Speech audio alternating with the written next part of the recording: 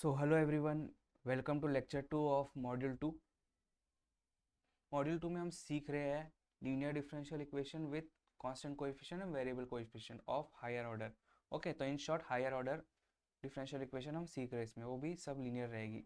तो पिछले लेक्चर में हमने क्या देखा था, तो एक छोटा सा मैं रिकैप लेता हूँ 2 मिनट का, उसके बाद हम आज के टॉपिक पे आते हैं. ओके, तो पिछले लेक्चर में हमने ये सब टर्म्स की मीनिंग देखे थे. ओके, एंड सिलेबस समझे थे. तो सिलेबस जब समझ रहे थे तो पिछले लेक्चर में हमने कॉम्प्लीमेंट्री फंक्शन निकालना सीखे थे. ओके, मॉड्यूल 1 का तो मैंने आपको बताया था फर्स्ट ऑर्डर था, मॉड्यूल 2 में हायर ऑर्डर है. उसमें भी 2 टाइप रहते हैं, कांस्टेंट एंड वेरिएबल कोएफिशिएंट के साथ. ओके, तो हमारे सिलेबस में सिर्फ कांस्टेंट कोएफिशिएंट है, भले ही लिखा हो वेरिएबल, लेकिन वो सिर्फ सेल्फ लर्निंग टॉपिक्स में आता है.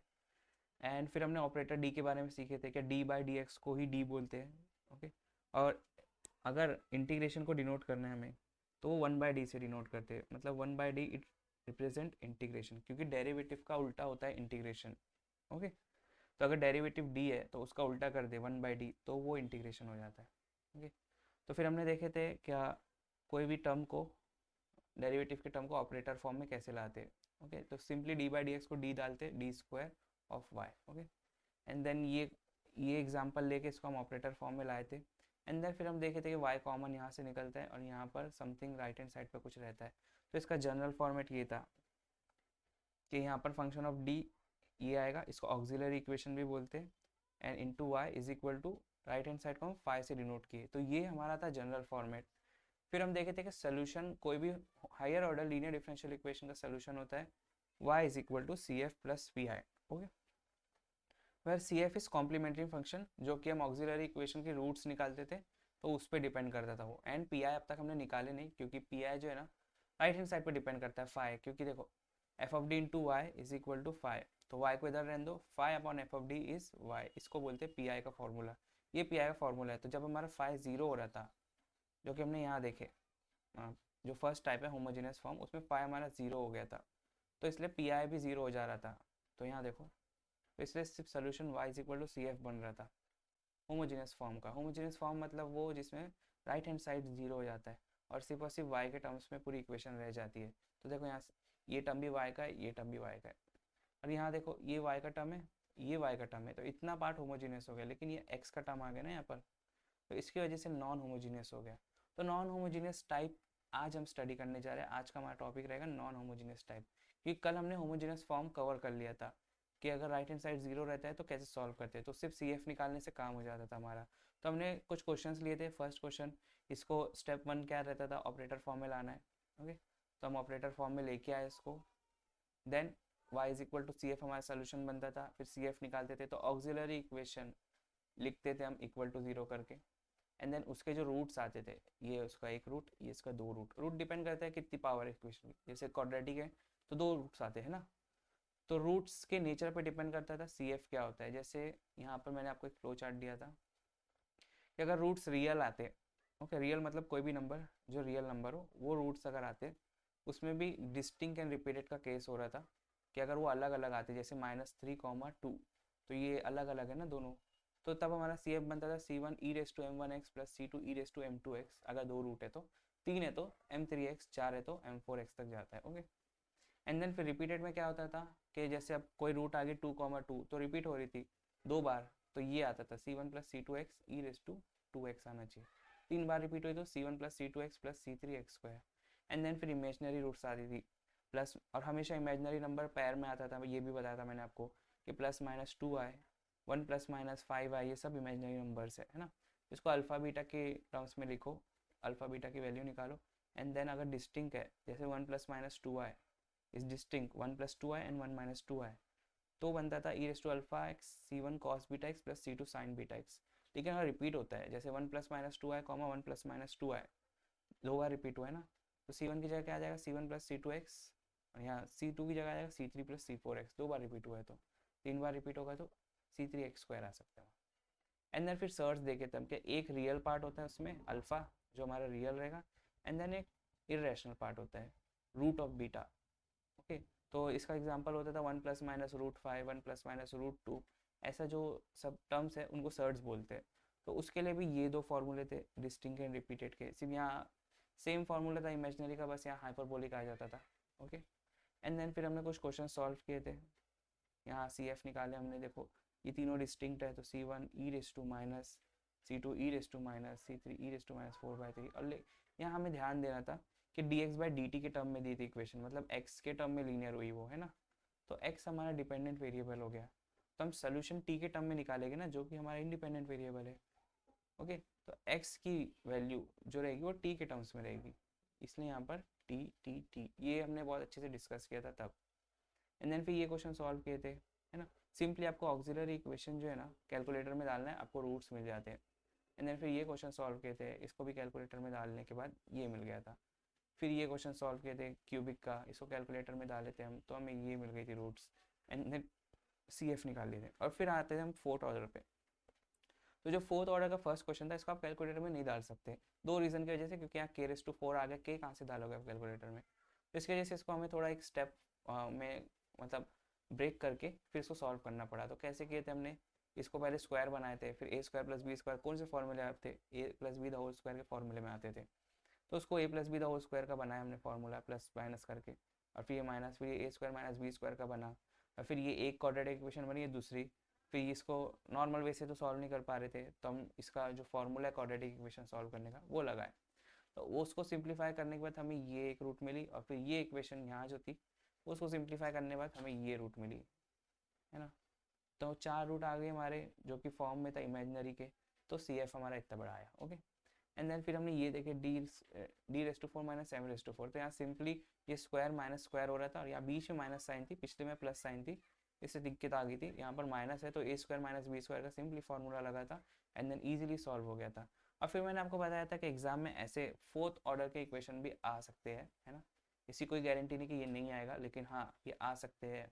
तो आपका 3 मार्क्स जो फर्स्ट क्वेश्चन में आता है 3 या 4 मार्क के लिए, तो वो चले जाएगा अगर फोर्थ ऑर्डर का इक्वेशन आए तो, क्योंकि वो फोर्थ ऑर्डर का इक्वेशन आपकी जो नॉर्मल वाली कैलसी है इसमें तो सॉल्व नहीं होने वाला, इसमें सिर्फ मैक्सिमम 3 ऑर्डर तक सॉल्व होता है। इसलिए आपको एक दिन के लिए ना, वो जो वाइट वाली कैलसी कल मैंने दिखाया था उसको आपको जुगाड़ करना पड़ेगा एक दिन के लिए। अगर आपके पास है तो बहुत अच्छी बात, नहीं है तो कोई सीनियर से या कहीं से तो भी लेके जाना एग्जाम में, और वही लेके बैठना, क्योंकि वो सीधा आप फोर्थ ऑर्डर की इक्वेशन उसमें डाल दो, 1 सेकंड में आंसर आ जाएगा। वरना आपको इसको सॉल्व करने में जाओगे ना आप, तो एक नया मेथड फिर सीखना पड़ेगा कि फोर्थ ऑर्डर की इक्वेशन सॉल्व कैसे करते हैं। ओके, वो मेथड भी बहुत सारे होते हैं फोर्थ ऑर्डर की इक्वेशन सॉल्व करने का। एक फरारी मेथड है, एक फरारी मेथड पार्ट 2 है, एक सिंथेटिक डिवीजन है, एंड एक बाइनोमियल एक्सपेंशन वाले मेथड। तो बहुत सारे मेथड होते हैं, एक मेथड कोई है ही नहीं स्पेसिफिक फोर्थ ऑर्डर को सॉल्व करने का, हर इक्वेशन के लिए अलग मेथड लगता है। तो इतने सारे मेथड पढ़ने से अच्छा है आप सिंपली उसको कैलकुलेटर में डाल दो, वो वाइट वाले, उसमें सिंपली आपको रूट मिल जाएगा। अगर नहीं भी हो पा रहा जुगाड़ तो देख लेना आपके एग्जाम हॉल में कोई के पास होगा, तो उससे ले लेना बस 1 मिनट के लिए रूट निकालने के लिए, फिर उसको वापस दे देना। ओके, तो फिर अब ये था, ये तो थी कल की कहानी। अब हम स्टार्ट करते हैं आज का टॉपिक। अब हमने अब तक होमोजेनियस फॉर्म पढ़ चुका है, now we will start non homogeneous form. Non homogeneous form. Okay, तो नॉन होमोजेनियस फॉर्म क्या होता है। तो सिंपली जब अगर फाई की वैल्यू, पिछली बार फाई मतलब क्या, right hand side, right hand side 0 हो रहा था तो होमोजेनियस हो गया। लेकिन अगर राइट हैंड साइड एग्जिस्ट करता है, फाई इक्वल टू एग्जिस्ट, मतलब phi is not equal to 0, अगर राइट हैंड साइड पे कुछ होता है 0 के अलावा, तो वो नॉन होमोजेनियस कहलाया जाएगा। ओके, तो अब नॉन होमोजेनियस में भी टाइप्स रहते हैं कि राइट हैंड साइड पे क्या क्या हो सकता है। तो देखो यहाँ पर मैंने टाइप्स लिखा था आपके लिए फर्स्ट लेक्चर में, ये देखो। नॉन होमोजेनियस फॉर्म मतलब राइट हैंड साइड पे कुछ तो भी होता है, 0 नहीं होता है इस बार, कुछ तो भी होता है। अब फिर उसके लिए क्या होता है कि अगर राइट हैंड साइड पे कुछ तो भी आएगा, तो मतलब पी आई का जो हमारा सोल्यूशन है, ये y is equal to 5/f(d), ये एग्जिस्ट करेगा। मतलब अब राइट हैंड साइड में हमें हर क्वेश्चन के लिए पी आई निकालना पड़ेगा। अब तक हम नहीं निकाल रहे थे, क्यों, क्योंकि फाई 0 हो रहा था तो पी आई भी 0 हो जा रहा था। लेकिन अब एक स्टेप एक्स्ट्रा ऐड हो गया, अब हमें पी आई निकालना पड़ेगा। तो पी आई निकालने के लिए राइट हैंड साइड पे क्या होता, उस पर बहुत ज़्यादा मतलब वैल्यू दी जाती है। क्या, अब राइट हैंड साइड पे जो होगा उस हिसाब से उसका पी आई बनेगा। तो राइट हैंड साइड पे ना ये 6 टाइप्स बनते हैं कि राइट हैंड साइड पे e⁻⁴ या कांस्टेंट हो सकता है, या कॉस साइन हो सकता है, ओके, या फिर इक्वेशन हो सकती है x⁻m के फॉर्म में, या फिर e⁻x into function of x हो सकता है, या फिर टाइप 2 एंड टाइप 3 का कॉम्बिनेशन हो सकता है क्या, इक्वेशन भी है और कॉस और साइन भी आ गया, या फिर इनमें से कुछ नहीं हो सकता है। तो ऐसे करके 6 टाइप्स बनते हैं। तो अगर आप अभी सिलेबस देखोगे आपका, तो ये आपको दिखेगा नहीं x⁻m वाला, और ये भी नहीं दिखेगा आपको नॉन ऑफ द अबव वाला, है ना। देखो यहाँ सिलेबस x⁻m नहीं दिख रहा and none of the above नहीं दिख रहा। लेकिन एक बात है, जब आप ये सब सॉल्व करोगे ना, ये वाला टाइप जब सॉल्व करने जाओगे ना, तो आपको x⁻m का आना ज़रूरी है। उसके आए बिना आप ये टाइप सॉल्व नहीं कर सकते। इसलिए अब इसका पढ़ना हमें कंपलसरी हो गया। क्या ये अगर सिलेबस में नहीं भी है तो पढ़ना पड़ेगा, क्योंकि इसके क्वेश्चन आते हैं। ये जो लास्ट टाइप है नॉन ऑफ द अबव, वो तो पिछले सिलेबस में भी नहीं था और उससे पिछले सिलेबस में भी नहीं था, फिर भी उस पर क्वेश्चन आए थे। ओके, तो इसलिए सारे टाइप्स इंपॉर्टेंट होते हैं। लेकिन हाँ, जो ये वाला टाइप है 5th एंड 6th टाइप, ये थोड़ा रेयर है, इनका क्वेश्चन आने का चांसेस रेयर है। तो अगर आप इस पर क्या बोलते हैं, आपको ये थोड़ा अगर हार्ड जाता हो, क्योंकि हार्ड है नहीं, ये थोड़ा सा लेंदी हो जाता है, तो अगर आपको ये थोड़ा लेंदी जाता हो तो आप इसको स्किप भी कर सकते हो। मेन ये 3 टाइप्स है, ये 3-4 टाइप्स आपने कर लिए ना, तो क्वेश्चन इस पर मोस्टली आते हैं। लेकिन अगर आपकी किस्मत खराब है तो इससे भी आ सकते हैं। ओके, तो वो आपके ऊपर है। So let's begin our type 1, phi exist and type 1।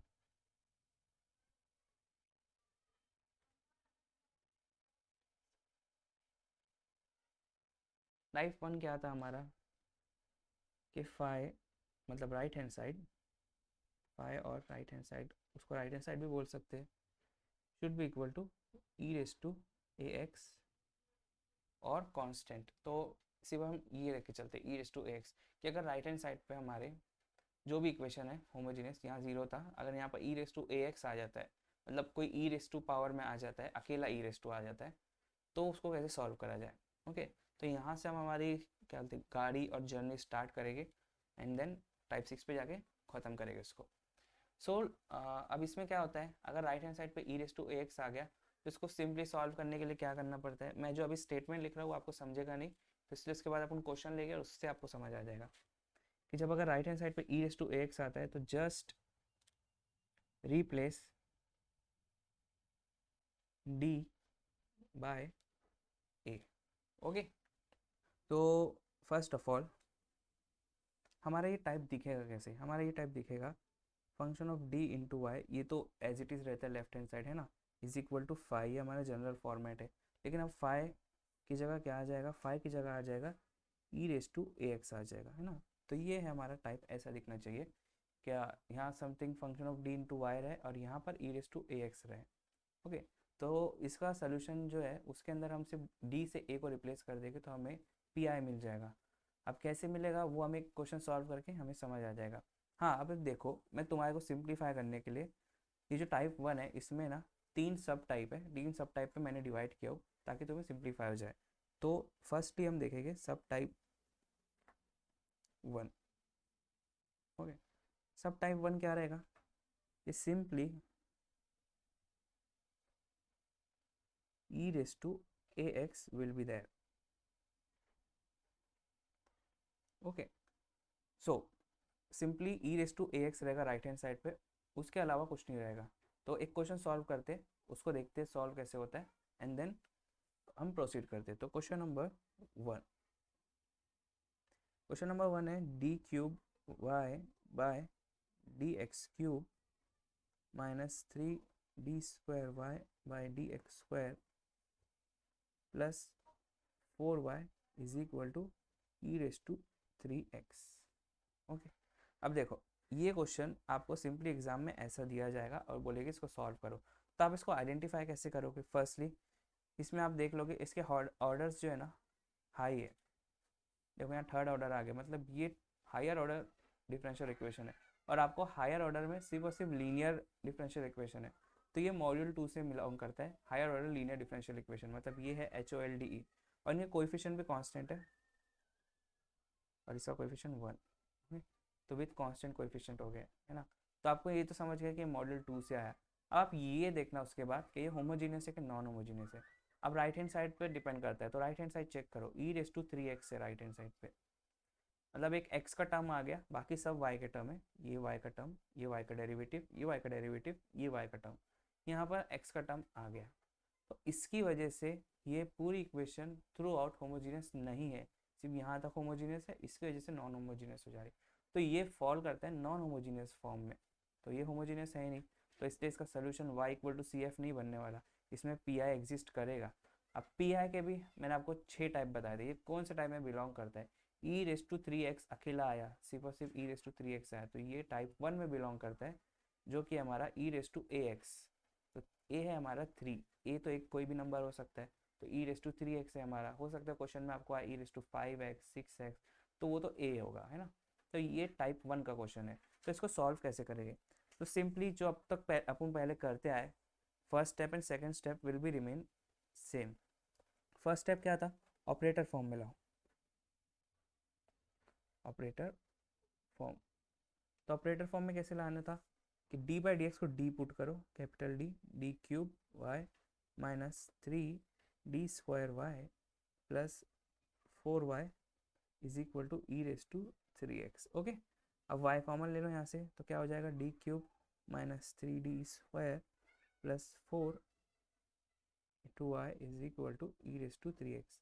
अब देखो ये हमारा जनरल फॉर्मेट में आ गया, हाँ आ गया। क्या था general format, F of D into Y is equal to phi. Now phi is equal to E raise to 3x, है ना, तो ये टाइप 1 में फॉल करता है, therefore non homogeneous it is, तो आप ऐसे लिखना नॉन होमोजीनियस। ओके, तो नॉन होमोजीनियस है, देयरफॉर सोल्यूशन जो हमारा बनेगा y is equal to not only C F plus P I भी इस बार रहेगा। तो हमारा जो सेकंड स्टेप था वो था सी एफ निकालना था हमें, सेकंड स्टेप में सी एफ निकालते थे हम। तो सी एफ के लिए हम क्या करते थे, ऑक्सिलरी इक्वेशन लिखते थे। ओके, तब ऑक्सिलरी इक्वेशन लिखो, यहाँ पर जो ब्रैकेट की इक्वेशन है वही लिखो, D cube minus 3d² plus 4, तो d cube minus 3d² plus 4, और इसको इक्वल टू 0 कर देते थे। ओके, तो अब इसके रूट्स निकालते थे, मतलब इसको सॉल्व करते थे, और क्योंकि ये क्यूबिक इक्वेशन है तो 3 इसके आंसर्स आएंगे, 3 रूट्स आएंगे इसके। तो क्या आएगा इसके रूट्स, आप इसको डायरेक्ट कैलकुलेटर में डाल के सॉल्व कीजिएगा, तो इसके रूट आपको आ जाएगा -1, 2 आएगा, ठीक है। लेकिन आपको कैलकुलेटर में सिर्फ -1, 2 दिखाएगा, 2 के आगे कोई 2 के आगे आप वापस इस पर ही आ जाओगे, तो मतलब लास्ट जो नंबर आपको दिखाएगा वो रिपीट हो रहा है, क्योंकि हमें मालूम है इसमें 3 रूट्स आएंगे, और अगर कैलकुलेटर 2 ही शो कर रहा है मतलब तीसरी रूट रिपीट हो रही है, दूसरी रूट रिपीट हो रही, सॉरी। तो रूट्स बनेगी -1, 2, 2, और अगर -1 रिपीट करना होता तो कैलकुलेटर हमें शो करता 2, -1, तो मतलब -1 रिपीट हो रहा है इसमें। ओके, तो आई होप आपको ये आइडिया हो गया होगा, ये these are nothing but roots of auxiliary equation. अब रूट्स के बेस पे हम सी एफ निकालते थे, तो सी एफ क्या हो जाएगा हमारा, सी एफ हो जाएगा, देखो ये -1 अलग है और 2 ये दो रिपीट हो रहे हैं, तो -1 तो डिस्टिंक्ट हुआ ना, तो इसके लिए हम लिखेंगे C1 E raise to -x, -1 के लिए।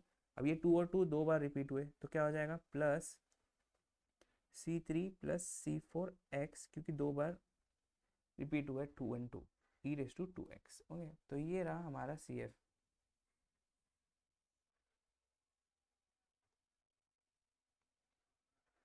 ओके, तो यहाँ तक हम रुक जाते अगर राइट हैंड साइड पे 0 होता तो, लेकिन राइट हैंड साइड पे क्या है, ई रेस टू 3x है, मतलब अब हमें जाना पड़ेगा पी आई निकालने। तो let's go to P I, third step P I निकालो, सेकेंड स्टेप है सी एफ, थर्ड स्टेप है पी आई निकालो। तो पी आई का हमारे पास एक ही फॉर्मूला है, तो P I is equal to phi upon F of D. Okay, ये फॉर्मूला है पी आई का, जो कि हमने ऊपर निकाले थे ये फॉर्मूला। इसको अब ऐसे नहीं लिखेंगे हम 5/f(d), अब इसको थोड़ा अलग फॉर्म में लिखेंगे, इसको हम लिखेंगे 1/f(d) इंटू 5। ओके, एक ही बात हुई ना, 5 इंटू 1 इज 5, तो 1/f(d) इंटू 5। अब ये फॉर्मूला आप याद कर लो, हमेशा पी आई निकालेंगे तो हम यही फॉर्मूला अप्लाई करेंगे। Now we will write 1/f(d) क्या है, एफ ऑफ डी लिख दो चुपचाप, एफ ऑफ डी तो ये है d cube minus 3d² plus 4, तो d cube minus 3d² plus 4 is nothing but your F of D into 5 क्या हमारा ई रेस टू 3x। अब क्योंकि यहाँ ई रेस टू 3x वाला टाइप है, तो उसमें क्या करना है हमें, उसमें सिर्फ और सिर्फ हमें करना है जस्ट रिप्लेस डी बाय ए, है ना। तो क्या आ जाएगा यहाँ पर एफ ऑफ डी जो है हमारा वो बन जाएगा हमारा एफ ऑफ ए, और ए की वैल्यू क्या है हमारी, e raise to A x e raise to 3x, तो ए इज नथिंग बट 3। तो जहाँ जहाँ डी दिखेगा वहाँ वहाँ 3 डाल दो इस बार। 1/d³ की जगह क्या डालेंगे अपन, 3 का क्यूब, -3 इंटू डी स्क्वायर की जगह क्या डालेंगे, 3 का स्क्वायर। मतलब डी को हम रिप्लेस कर रहे 3 से, +4। Okay, 3³ is 27 and 3 into 9 is 27, 27 27 minus हो जाएगा और यहाँ पर सिर्फ 4 बचेगा। और यहाँ ई रेस टू 3x तो पहले से था। ओके, तो हो जाएगा e raise to 3x divide by 4 and this is nothing but your P I.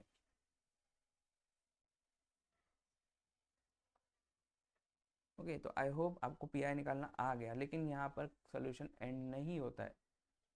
Second step and third step is nothing बस C F and P I निकालना। लेकिन हमारा सोल्यूशन देखो क्या है, solution is C F plus P I, मतलब हमें दोनों को ऐड करना होगा। तो देयरफॉर कंप्लीट सोल्यूशन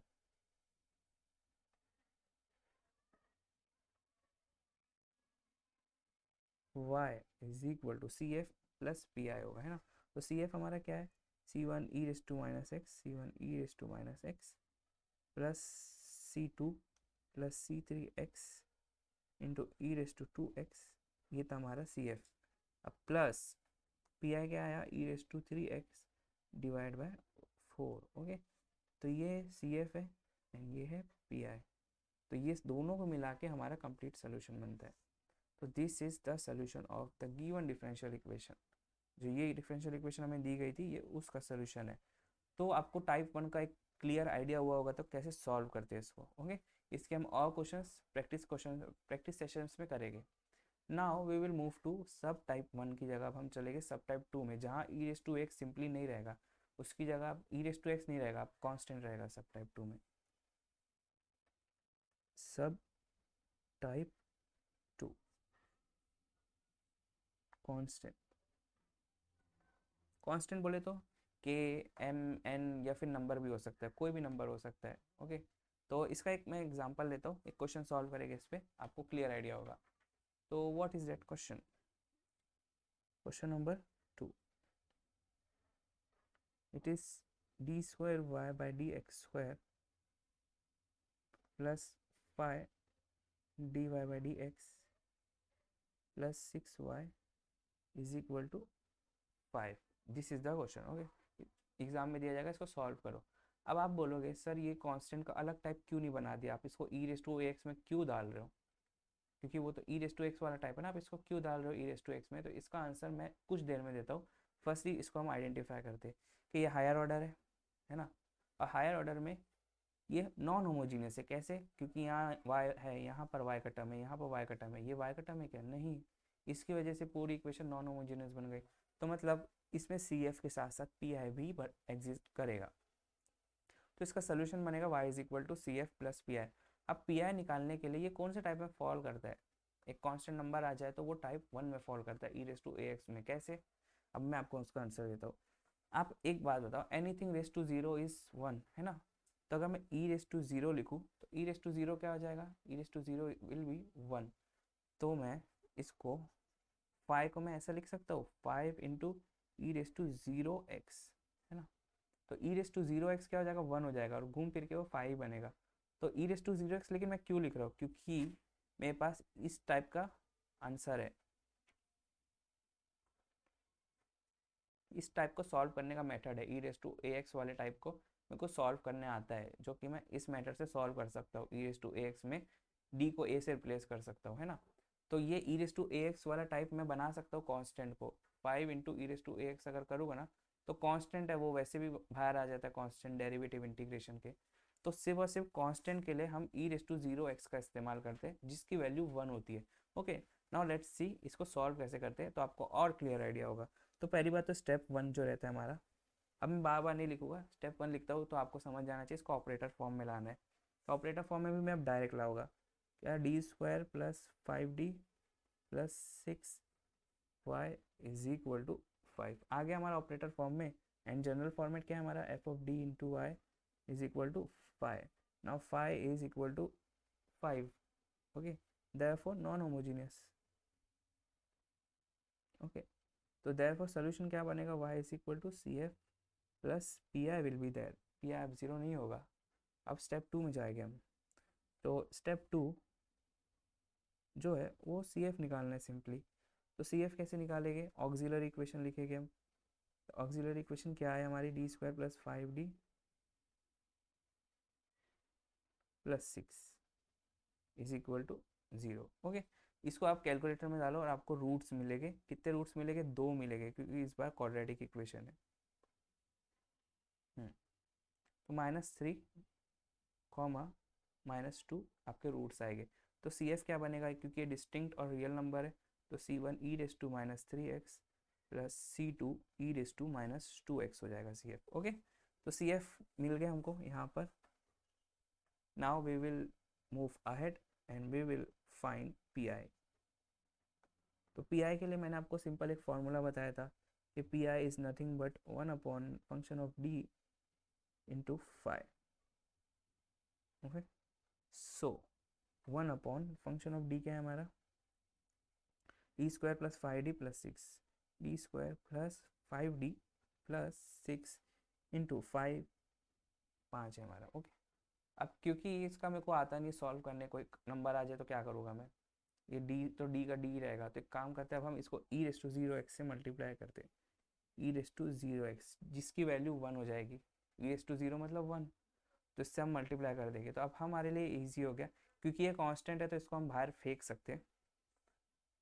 तो इसको यहाँ फेंक दो और अंदर क्या बचा, 1 upon D square plus 5d plus 6 E raise to 0x। Okay, तो अब d को क्या करना है, ये टाइप में अपना a जो है वो 0 है and f of d just replace d with f of a। मतलब d को a से रिप्लेस करो, तो ये जो f ऑफ d है वो f ऑफ a बन जाएगा। तो 0 स्क्वायर प्लस 5 इंटू 0 प्लस 6, तो ये 0 एंड ये 0 एंड क्या बचेगा, सिर्फ और सिर्फ 5/6 बचेगा। This is your P I. Okay, तब y क्या हो जाएगा, कंप्लीट सोल्यूशन क्या हो जाएगा, complete solution y is equal to C F plus P I, है ना। दोनों को आप साथ में लिख देना। तो सी एफ क्या है आपका, c1 e raise to -3x plus c2 e raise to -2x plus 5/6। This is your complete solution. Okay, तो let's move to sub type 3। अब सब टाइप 3 क्या होगा, एक फर्स्ट सब टाइप जो था वो था simply E raise to X रहेगा, फिर सेकेंड था कांस्टेंट। अब now we will move to sub type 3। तो इसकी एक स्टेटमेंट लिख देता हूँ मैं, तो आपको समझ आ जाएगा। What if after substituting d equal to a denominator becomes 0। तो आपको ये समझा कि अगर हम d equal to a substitute करते हैं यहाँ पर, अगर डिनोमिनेटर 0 हो जाता है तो हमारा पूरा पी आई 0 हो जाएगा। लेकिन नॉन होमोजीनियस के पी आई 0 होता ही नहीं है, तो हमारा सोल्यूशन वहीं का वहीं अटक जाएगा। तो अब तब हमें क्या करना चाहिए, तब हमें एक स्पेसिफिक चीज़ का मतलब एक स्पेसिफिक मेथड का इस्तेमाल करना चाहिए। वो मेथड क्या है कि जब भी आपका डिनोमिनेटर 0 होता है after substituting d equal to a, then you have to derivate the denominator, है ना। और उसको डेरिवेट करोगे आप तो ऊपर एक x ऐड हो जाएगा। तो एक एग्जांपल के थ्रू हम इसको समझते हैं, आपको ऐसे नहीं समझेगा। Let me take one example then you will got. तो एग्जांपल है D square Y by D x square plus 5 D Y by D X minus 6y minus E raise to 2x equal to 0। Okay, e raise to 2x नहीं, e raise to x equal to 0।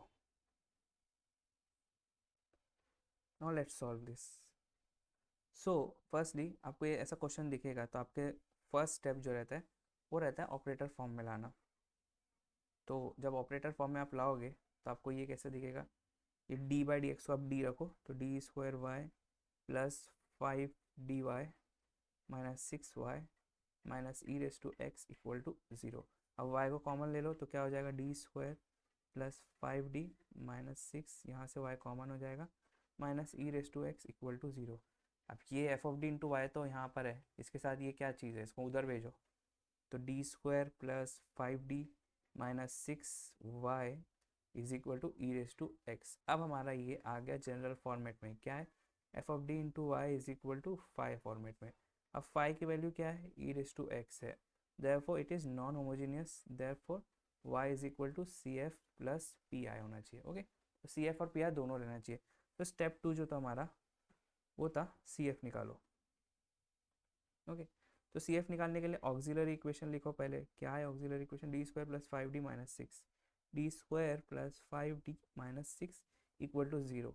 Minus 6 के ऐसे दो factor बताओ जो add होने पे plus 5 दे दे, तो 6 into 1, जिसको अगर मैं सब्ट्रैक्ट करता हूँ, नहीं यहाँ से सब्ट्रैक्ट करता हूँ, तो मेरे को प्लस 5 मिल जाएगा। तो क्या हो जाएगा यहाँ पर, d plus 6 d minus 1 equal to 0। तो देयरफॉर d की वैल्यूज आ जाएगी -6, 1। ये हमारे रहे रूट्स। आप इसको डायरेक्ट कैल्शियम में डाल के सॉल्व कर सकते हो। d की वैल्यूज आपको मिल जाएगी -6, 1। तो सी एफ हमारा क्या बनेगा, सी एफ बनेगा c1 E raise to minus 6x plus c2 E raise to x।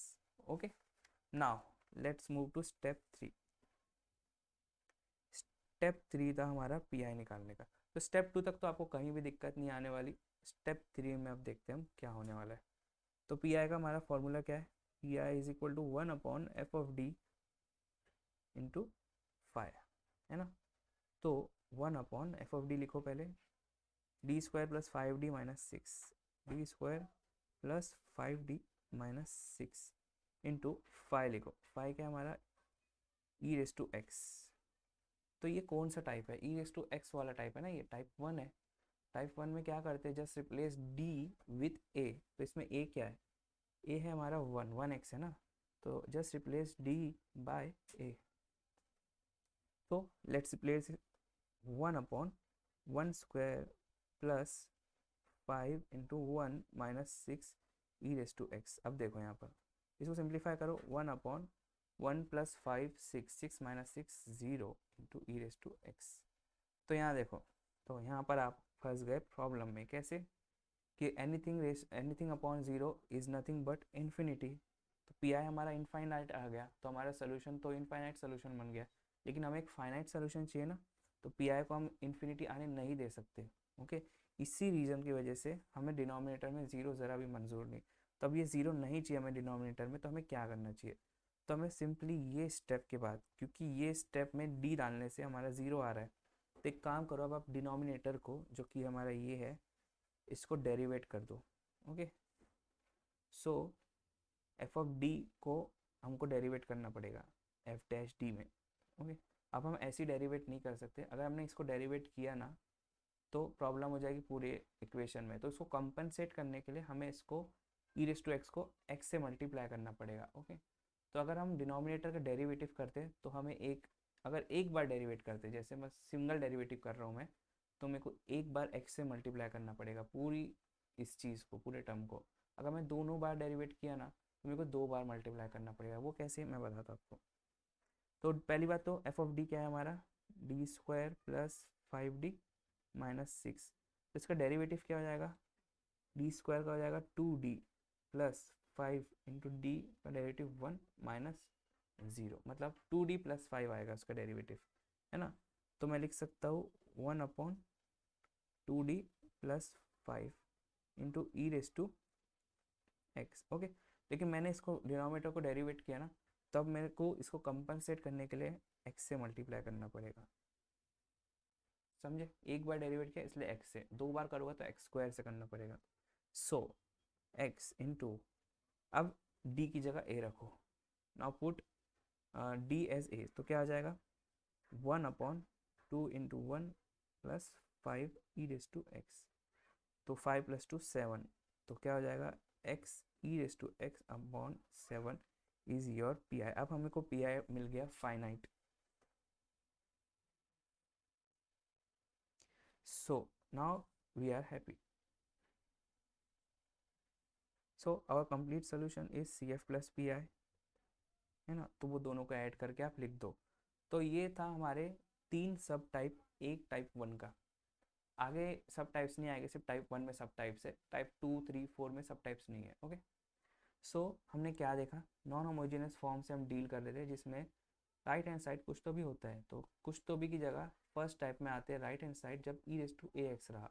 तो ई रेस टू एक्स अगर simply E raise to A x रहा तो first second step will remain same, operator form में लाओ, C F लिखो। लेकिन अब P I exist करेगा क्योंकि फाई एग्जिस्ट कर रहा है।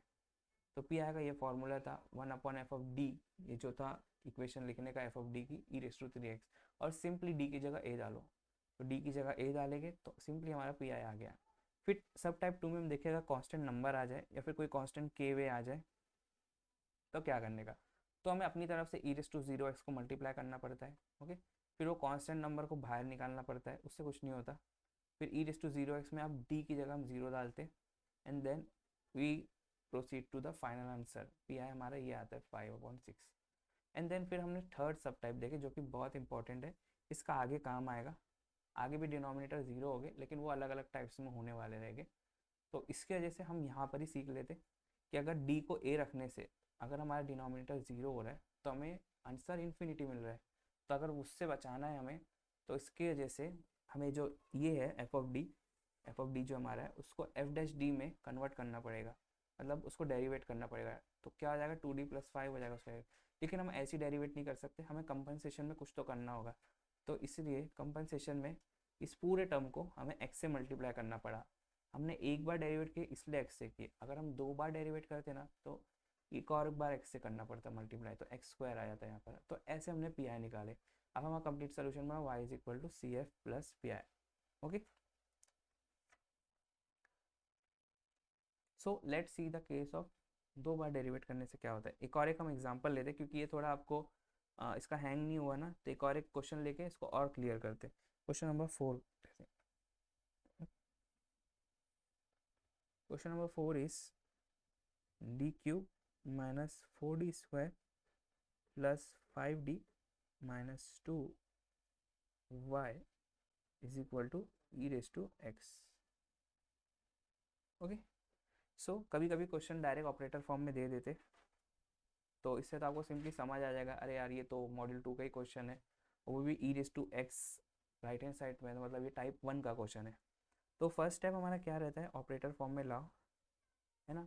तो इसको ऑपरेटर फॉर्म में ऑलरेडी दिया हुआ है, आप लेके आओ और फिर लिखो जनरल फॉर्मेट, और फिर y is equal to C F plus P I. इसमें टाइम वेस्ट होगा इसलिए मैं इसको स्किप कर रहा हूँ, आप कर देना ये। फिर स्टेप 2 में निकालना रहता है सी एफ। तो सी एफ के लिए हमें चाहिए रहते हैं रूट्स ऑक्सिलरी इक्वेशन के। तो इस इक्वेशन का, इस ऑक्सिलरी इक्वेशन को लिखो इक्वल टू 0 करो, इसके रूट्स आएंगे d इज इक्वल टू 1,1,2 आएगा। ओके, तो आप इसको जब कैलकुलेटर में डालोगे ना, तो मैं आपको एक बार सिंपली डाल के दिखाता हूँ। 5 इक्वेशन क्यूब 4, तो 1 माइनस 4 प्लस 5 माइनस 2। तो देखो यहाँ पर जो फर्स्ट रूट है वो 2 है, एंड जो सेकेंड रूट है वो 1 है। अब मैं इक्वल टू दबाता हूँ ना, तो मेरे को वापस इक्वेशन पे ही लेके चले गया, मतलब 2 और 1 दो ही रूट मिली मेरे को। तो जो सेकंड रूट है ना वो रिपीट होगी, क्योंकि हमें पता है इसमें 3 रूट्स आनी है, तो इसलिए 2 तो रहेगा ही क्योंकि 2 पहला वाला रूट था, और जो सेकंड रूट है 1 वो रिपीट हो रही है एक बार, तो इसलिए 1,1,2 आया। तो इसको मैं अब लिखता हूँ 2, मतलब आपको पहले कैलकुलेटर 2 देगा, फिर 1 देगा, फिर कुछ नहीं देगा, तो आपको समझ जाना 1 रिपीट हुआ एक बार और। ओके, सो सी एफ आपका क्या बनेगा, सी एफ बनेगा C1 E raise to 2x plus, अब ये दोनों रिपीट हुए तो C2 plus C3x e raise to x. तो ये आपका रहा सी एफ। ओके, नाउ अब हम निकालेंगे थर्ड स्टेप में पी आई। तो पी आई निकालने के लिए मैंने आपको फॉर्मूला बताया, सिंपली 1/f(d) इंटू 5 करो। ओके, अब 5 हमारा है ई raise to A x. Okay, 1/f(d), f(d) लिखो, D cube minus 4d² D cube minus 4d² plus 5d minus 2। Okay, into 5 हमारा क्या है, ई रेस टू एक्स, है ना। तो इसमें क्या करते हैं हम, जस्ट सिंपली ए की वैल्यू क्या है इसमें 1 है, तो just simply F of D को हम एफ ऑफ ए लिखते हैं, मतलब डी को ए से रिप्लेस करते हैं। तो क्या हो जाएगा 1/f(d) 1 cube minus 4 into 1 square plus 5 into 1 minus 2. तो 1 4 1 minus 4 is minus 3 plus 5 is 2 minus 2 is 0. तो ये क्या आ गया हमारा e raised to x upon 1/0, but it is 1/0 is infinity, therefore हम फंस गए प्रॉब्लम में. अब हमें क्या करना चाहिए, अब हमें करना चाहिए डेरिवेटिव ऑफ डिनोमिनेटर. ठीक है, तो डिनोमिनेटर क्या है हमारा एफ ऑफ डी है ना. एफ ऑफ डी क्या है हमारा D cube minus 4d square plus 5d minus 2. इसका डेरिवेटिव क्या हो जाएगा, एफ डैश डी हो जाएगा 3d स्क्वायर माइनस 2 4 ज़ा 8d प्लस 5. ओके, ये डेरिवेट हो गया. अब उसकी जगह ये स्टेप में अब हम लिखेंगे, ये क्या लिखेंगे, 3d square minus 8d plus 5 into E raise to x. लेकिन हमने इसको डेरिवेट किया, ऐसे ही नहीं कर सकते हम इसको डेरिवेट, इसलिए इसको हमें मल्टीप्लाई करना पड़ेगा x से. एक बार हमने डेरिवेट किया इसलिए हम एक बार इसको मल्टीप्लाई करेंगे. ओके, सो x इंटू, अब d की जगह a डालो तो क्या हो जाएगा 1/3 into 1 square minus 8 into 1 plus 5. तो 3 minus 8 is minus 5 plus 5 is 0. Again 0 आ गया, अरे बाप रे. तो अगेन हम प्रॉब्लम में फंस गए. अब हमें क्या करना चाहिए, अब दोबारा अगर 0 आता है ना तो हमें फिर से डेरिवेट करना पड़ेगा इसको. तो अब हम निकालना पड़ेगा F double dash of D. तब इसको डेरिवेट करो तो क्या आ जाएगा 3 2 6 D minus 8.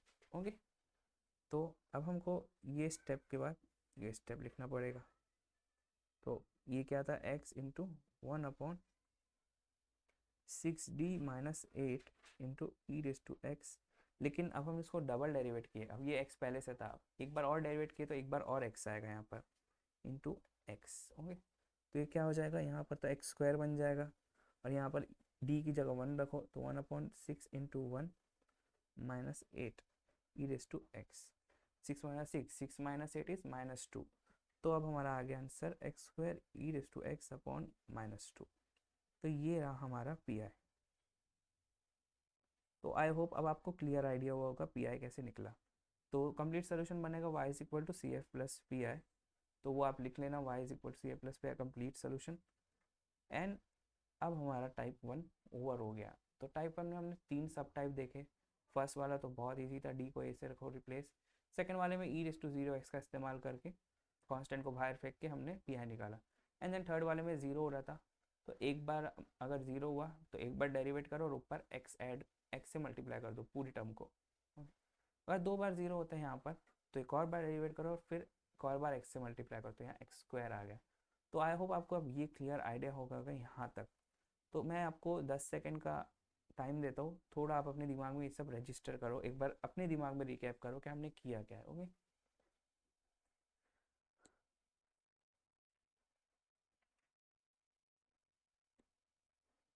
So now let's move to type 2. Type 1 था हमारा जब right hand side e raise to A x था, है ना. अब हम आपको टाइप 2 पे जाना है. टाइप 2,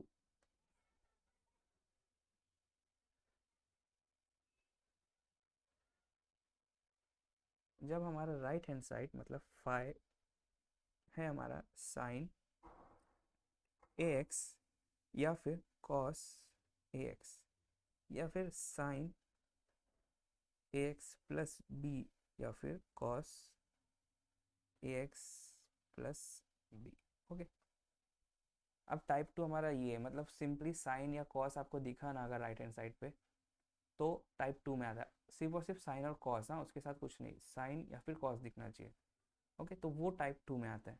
तो इसमें क्या करना है, जैसे हमने टाइप 1 में देखे थे, टाइप 1 में हमने क्या देखे थे कि जस्ट रिप्लेस डी बाय ए, है ना. ये हमारा पूरा मेथोडोलॉजी था टाइप 1 का. तो टाइप 2 का भी एक सिंपल स्पेसिफिक मेथड फॉलो करना है. इसमें जस्ट रिप्लेस, पहले क्या था डी विथ ए, अब नहीं है, अब हमको करना है जस्ट रिप्लेस डी स्क्वायर, अब डी स्क्वायर को बाय माइनस ए स्क्वायर से रिप्लेस करना है, तो just replace D square by minus A square. Okay, तो हम इसका एक क्वेश्चन लेते, क्वेश्चन लेके हम इसको समझने की कोशिश करते। Okay, so let's solve question number 1 of type 2। Question number 1 is D square Y by D x square minus 3 d Y by D x plus 2y minus 10 sine x equal to 0। Okay, so firstly first step हमारा रहेगा, क्योंकि module 2 का question है, तो first step रहेगा operator form में लाना।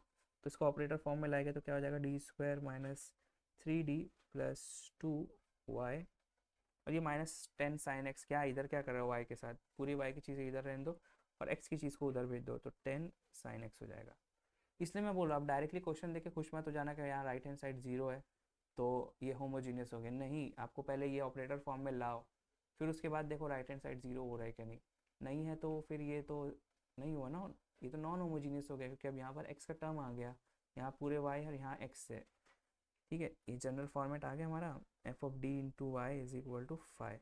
अब हमारा 5 e raise to A x नहीं है, अब हमारा 5 है 10 साइन एक्स। ओके, 10 से तो क्या करना है, वो तो कांस्टेंट नंबर है, लेकिन अब हमारा टाइप आएगा साइन एक्स आ गया। ठीक है, साइन एक्स कॉस एक्स ऐसा टाइप आ गया हमारा, therefore it is non homogeneous and therefore solution will be y is equal to C F plus P I. Okay, तो सेकंड स्टेप क्या रहता था हमारा, सेकंड स्टेप रहता था सी एफ निकालना। तो सी एफ के लिए हम क्या करते थे, ऑक्सिलरी इक्वेशन लिखना पड़ता था। तो ऑक्सिलरी इक्वेशन लिखो, d square minus 3d plus 2 equal to 0। इसको कैलकुलेटर में डालो या फिर इसको डायरेक्टली भी सॉल्व हो जाती है। रूट्स आएंगे आपको, इसके 2 रूट्स आएंगे क्योंकि क्वाड्रेटिक इक्वेशन है, 1,2 आएगा। ओके, तो आपका सी एफ क्या बनेगा, c1 e raise to 1x plus c2 e raise to 2x। Okay, simply distinct root थे, रियल नंबर थे, तो ये बन गया आपका सी एफ।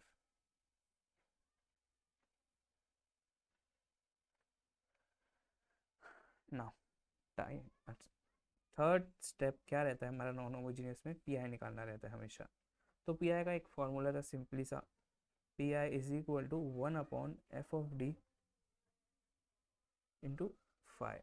ओके, ये फॉर्मूला है पी आई का।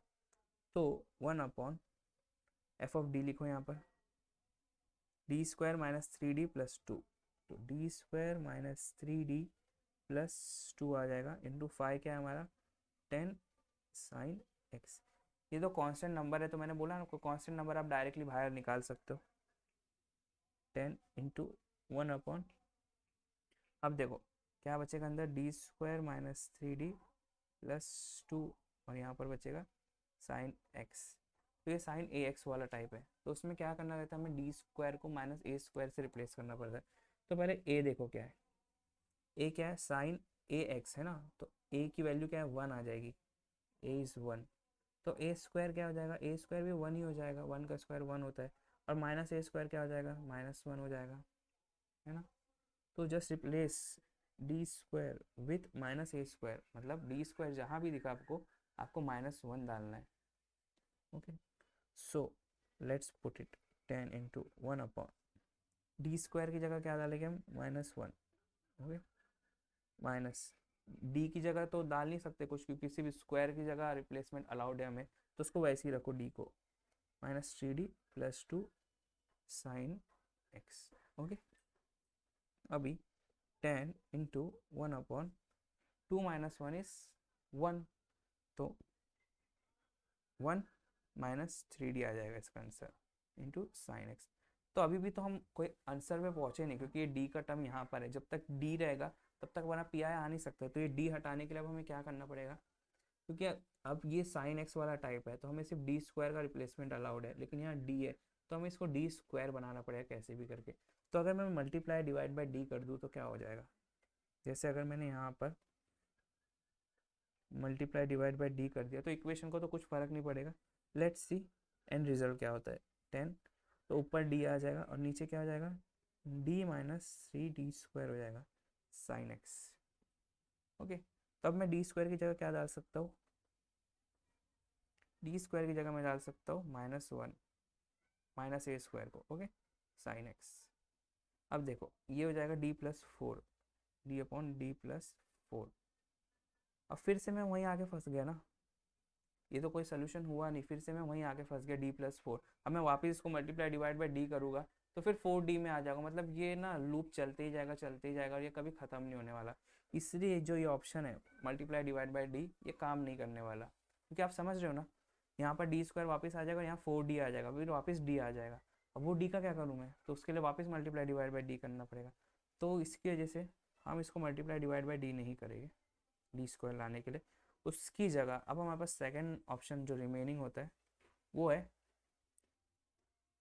कि अब हम रैशनलाइज द डिनोमिनेटर करेंगे। रैशनलाइज द डिनोमिनेटर मतलब यहाँ वन माइनस थ्री डी है ना, तो आप, मैं लिखता हूँ एक बार, ten into one upon one minus three D, देखो उधर लिखना पड़ेगा,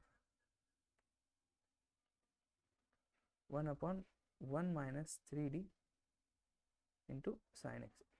रैशनलाइज द डिनोमिनेटर मतलब जो डिनोमिनेटर है उसी से मल्टीप्लाई डिवाइड करो, बस उसकी साइन चेंज करके। मतलब वन माइनस थ्री डी है ना, तो अब मेरे को वन प्लस थ्री डी से मल्टीप्लाई डिवाइड करना पड़ेगा। मतलब वन प्लस थ्री डी से मैं मल्टीप्लाई डिवाइड करता हूँ तो मेरा काम बन जाएगा। देखो ये दोनों एक दूसरे से कैंसिल हो जाएंगे तो इक्वेशन को तो कुछ इफेक्ट नहीं पड़ रहा है, लेकिन मेरा यहाँ काम बन जाएगा। कैसे, टेन इंटू ऊपर क्या आ जाएगा, वन प्लस थ्री डी आ जाएगा, है ना, और नीचे क्या हो जाएगा, ए प्लस बी इंटू ए माइनस बी।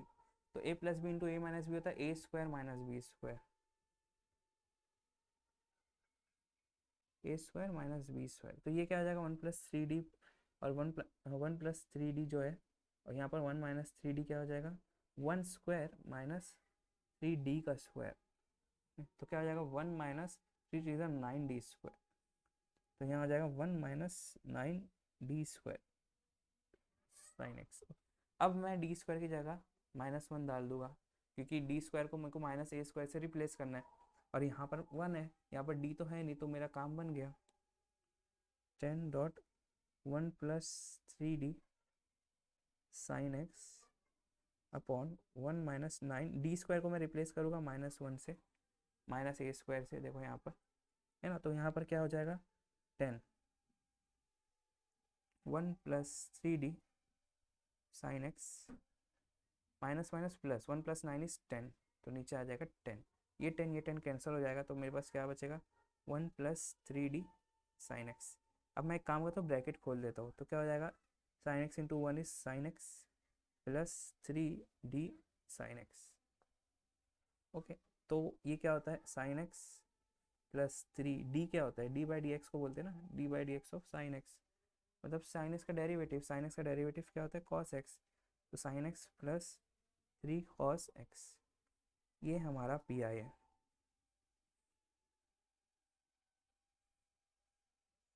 ओके, आपको सोल्यूशन मिल गया। अब आपको क्या करना है, y is equal to complete solution लिखना है, C F plus P I.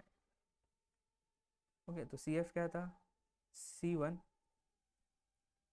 E raise to x, e raise to x plus C two E raise to two x. अब ये क्या, पी आई क्या हमारा, plus sine x plus three cos x. तो ये रहा हमारा complete solution of the given differential equation.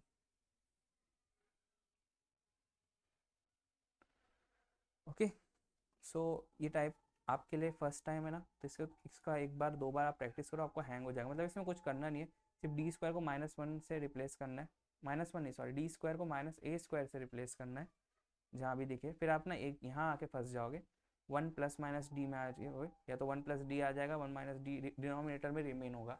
ऊपर रिमेन रहता है ना तो कोई मसला नहीं होता, देखो जैसे यहाँ पर ऊपर वाले से कुछ मसला नहीं अपने को, नीचे डिनोमिनेटर में रहता है ना तो हमें पता नहीं क्या करना रहता है, तो उसको डी स्क्वायर बनाना पड़ेगा हमें। तो मल्टीप्लाई डिवाइड बाई डी करने से तो काम नहीं बन रहा था, इसलिए ये कंपलसरी स्टेप है। वन प्लस माइनस अगर रहा ना तो रैशनलाइज करना पड़ता है, रैशनलाइज करने बाद फिर डी स्क्वायर हमें मिलता है, उसको रीसब्स्टिट्यूट करते फिर से, एंड देन फिर हम फाइनल आंसर पे पहुंचते हैं। तो I hope you got the clear idea to solve this type sine x cos x वाले। अब यहाँ अगर कॉस भी आ जाए तो आप आराम से कर लोगे, या फिर sign to x plus one भी आ जाए तो भी आराम से कर लोगे आप। ओके, क्योंकि उसमें ए जो है ना, ए तो ए ही रहने वाला, बी का कुछ लेना देना नहीं है। Let's solve next question. Question number 2, जो कि है d cube minus 3d² plus 9d minus 27y is equal to cos 3x। Okay, तो फर्स्टली मैं आपको ये कहना चाहता हूँ, ये जितने भी अपन क्वेश्चन सॉल्व कर रहे हैं ना, वो सब क्वेश्चन मतलब mostly 90% of the question Mumbai university में आ चुके हैं। ओके, और ये सब क्वेश्चन हम क्योंकि यूनिवर्सिटी में इसलिए सॉल्व नहीं कर रहे, हमें कंसेप्ट क्लियर करने इसकी वजह से हम सॉल्व कर रहे, तो इसलिए एकदम सिलेक्टिव क्वेश्चन है जिससे आपका कंसेप्ट पूरे क्लियर हो जाए, उस हिसाब से हमने क्वेश्चन सिलेक्ट किए। ओके, जैसे हम फर्स्ट क्वेश्चन यूजुअली हम थोड़ा सा ईजी लेके चलते हैं ताकि आपको कंसेप्ट दिमाग में उतर जाए। फर्स्ट क्वेश्चन में ही हम आपको हार्ड नहीं लेके जाते ताकि वो हार्ड भी आपको दिमाग में डालना पड़े और फिर कंसेप्ट भी उतारना पड़े। तो इसकी वजह से फर्स्ट जो क्वेश्चन है वो मोस्टली इजी रहता है हर टाइप का जो भी हम सॉल्व करते, ताकि आपको एक क्लियर आइडिया हो कि क्या कंसेप्ट हम यूज़ करके कैसे उसको अप्लाई करते हैं। ओके, नाउ ये सेकंड क्वेश्चन पे आते हैं। ये थोड़ा सा हार्ड है। ओके, हार्ड नहीं है, थोड़ा सा इसमें एक कंसेप्ट लगता है, तो वो हम देखते हैं। तो फर्स्टली इसको आप आइडेंटिफाई करो। हर क्वेश्चन को स्टार्ट करने से पहले आइडेंटिफाई किया करो, भले आपको पता वो काय में आता हो, लेकिन आइडेंटिफाई करा करो, क्योंकि एक अच्छी आदत है। इससे आपको ना एग्जाम में जो क्वेश्चंस दिखेंगे उससे डरोगे नहीं आप, उससे भी आप आइडेंटिफाई कर लोगे।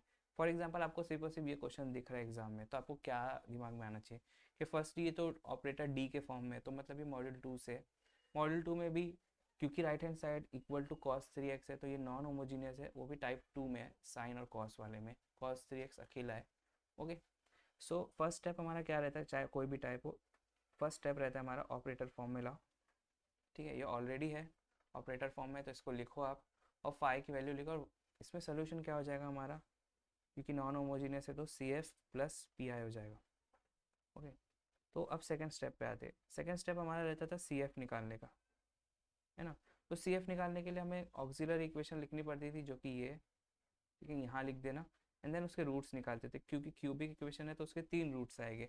तो 3 रूट आएंगे, तो एक रूट आ रही है 3, एंड दूसरी रूट आएगी 3 प्लस आई, एंड तीसरी रूट आएगी 3 माइनस आई। ओके, सो इसको ऐसे लिखना, 3 is equal to 3 plus minus i. Okay, sorry 3 i and 3 plus 3 i and 3 minus 3 i, तो हो जाएगा 3 plus minus 3 i. Okay, so इसमें अल्फ़ा बीटा डालना, अल्फ़ा 3 हो गया हमारा एंड बीटा भी हो गया 3।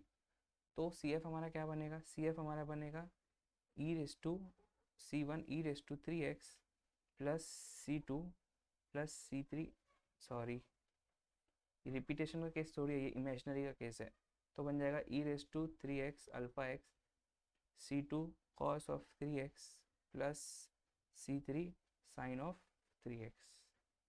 ओके, ये हमारा सी एफ रहा। अब थर्ड स्टेप पे चलते हैं, जो कि मेन इंपॉर्टेंट स्टेप है, पी आई निकालना है हमें।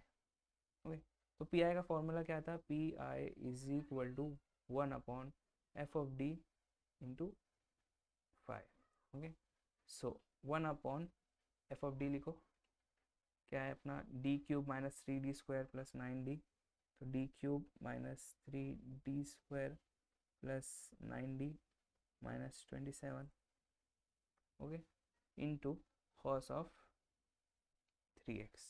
ओके, सो क्योंकि ये cos ax वाला टाइप है, तो इसमें हमें क्या करना था, d² को माइनस a² से रिप्लेस करना था। तो a की वैल्यू क्या है हमारी, a की वैल्यू है 3, तो a² क्या हो जाएगा, 3 का स्क्वायर हो जाएगा 9, और माइनस a² क्या हो जाएगा, -9।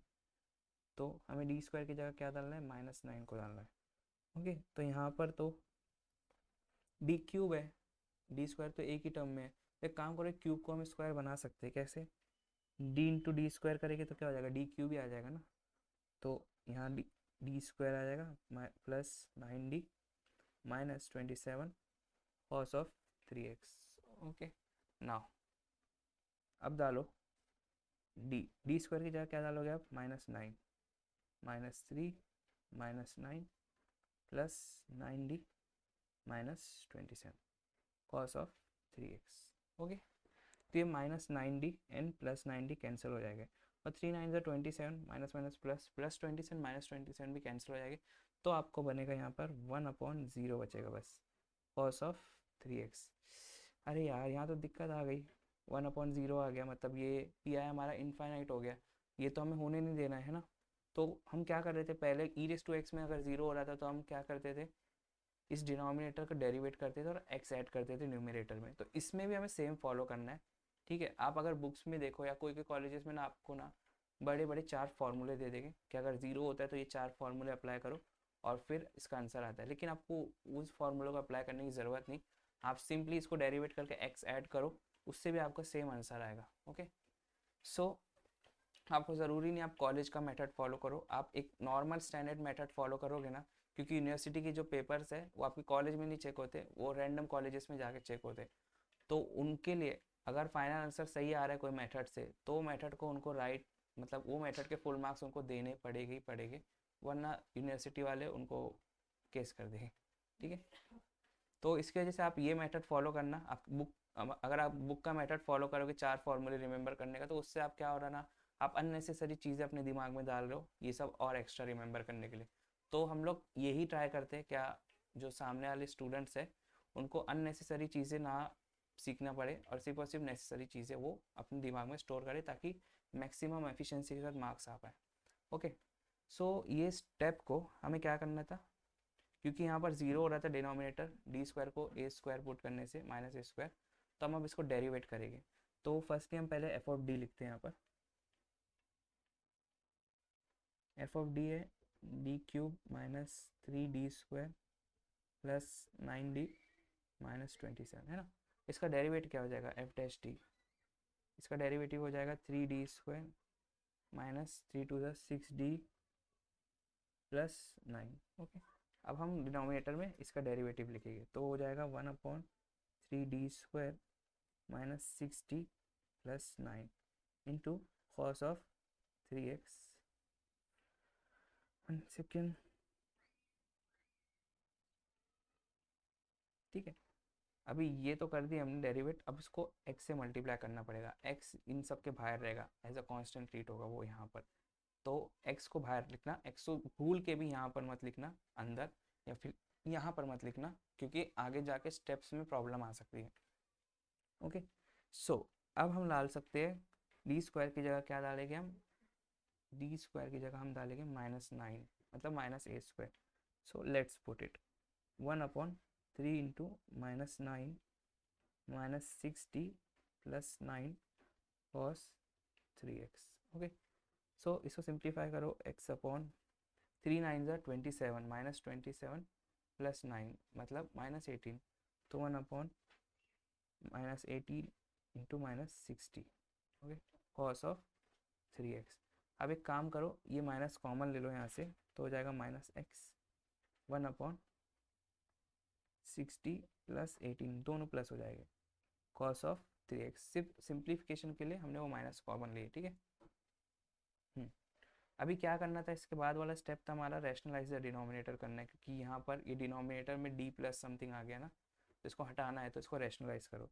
तो कैसे करेंगे, 6d प्लस 18 है तो इसका रेसिप्रोकल से मल्टीप्लाई डिवाइड करो, तो 6d - 18 अपॉन 6d - 18, ये दोनों कट होके ये इक्वेशन को वैसे को वैसे रहने देंगे, into 1/60 plus 18 cos of 3x। Okay, so -x नीचे क्या हो जाएगा, a - b a + b हो जाएगा 6d² -a² -b² 18 the whole square, और ऊपर क्या हो जाएगा, ऊपर हो जाएगा 6d - 18 into cos of 3x। Okay, अब देखो -x, यहाँ पर आप इसको अभी फिलहाल मल्टीप्लाई मत करो, पहले d² की जगह डालना फिर मल्टीप्लाई करना। वैसे अभी भी कर दोगे तो कोई प्रॉब्लम नहीं, लेकिन कन्फ्यूजन क्रिएट होती है, तो इसलिए पहले नीचे वाला सिंप्लीफाई करना फिर ऊपर वाले को सॉल्व करना। तो इसको एज इट इज़ रहने दो, 6d - 18 कॉस ऑफ 3x, और नीचे वाला क्या हो जाएगा, 6 6 36 d² माइनस 18 18 18²। एक मिनट,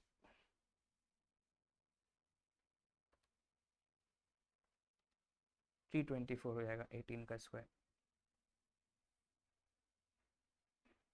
ओके, अब d² की जगह मैं क्या डाल सकता हूँ, -9 डाल सकता हूँ, है ना। तो मैं यहीं पर सब्स्टिट्यूट करता हूँ ताकि हमारा टाइम बचे।